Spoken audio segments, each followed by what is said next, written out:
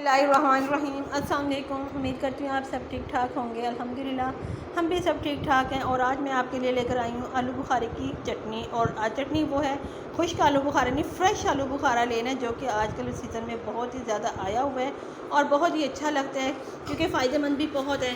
तो क्यों ना इसका फ़ायदा उठाया जाए। तो यहाँ पर मैंने लिए आधा किलो आलू बुखारा और इसके अंदर आधा लीटर ही मैंने पानी डाला और इसको पकने के लिए रख दिया। जैसे इसके अंदर उबाल आया मैंने इसके सारे छिलके उतार दिए।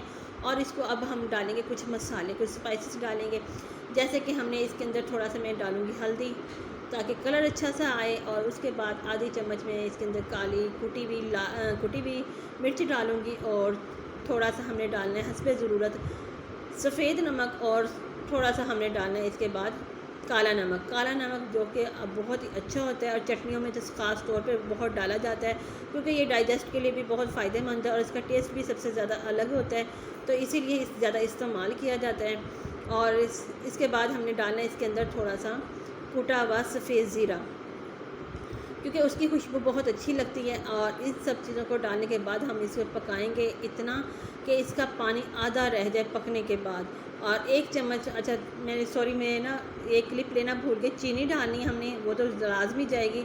तो यहाँ पे हमने 4 से 5 चम्मच चीनी के डालनी है।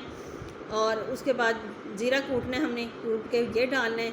और बस इसको पकाना है, इतना पकाना है कि इसका पानी आधा रह जाए। जब आधा पानी रह जाएगा और फिर हमें इसके अंदर डालना है 2 चम्मच सिरके के, सफ़ेद सिरका डालना है कि ये चटनी बहुत ज़्यादा ज़बरदस्त बनती है। और साथ में मैंने थोड़ा सा इसके अंदर फूड कलर डाला है रेड कलर का, ताकि अच्छा सा कलर आए और खाने में भी अच्छा लगे और देखने में भी अच्छा लगे। बहुत ही आसान रेसिपी है, बहुत ही मज़ेदार रेसिपी है।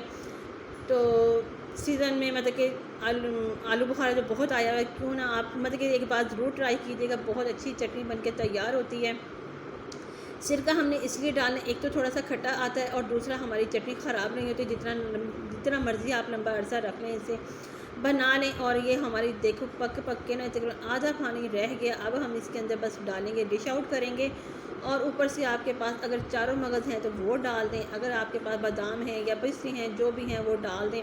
मेरे पास है यहाँ पे थोड़े से बादाम, वो मैं इसे चॉप करके वो डाल दूँगी। ठंडा होने के बाद हम इसे अच्छे से जार में मतलब एयर टाइट जार में बंद करके रखेंगे और फ्रिज में रख दें या बाहर रखें। ये ख़राब होने वाली नहीं है, तो आप एक बार ज़रूर ट्राई कीजिएगा। इंशाल्लाह आपको ज़रूर पसंद आएगी रेसिपी। और मुझे दें तब तक के लिए इजाज़त। अल्लाह हाफ़िज़।